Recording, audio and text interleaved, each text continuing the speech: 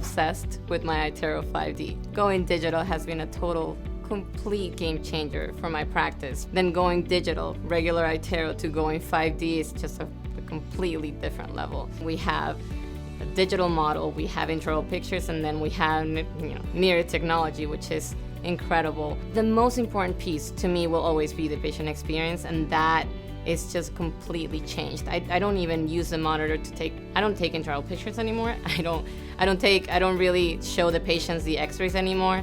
I just take them on the whole tour of their mouth just by using the iTero 5D, and send them seeing that brightness on those lesions or the depth of the lesions, and really playing along with it and asking the questions has been just incredible.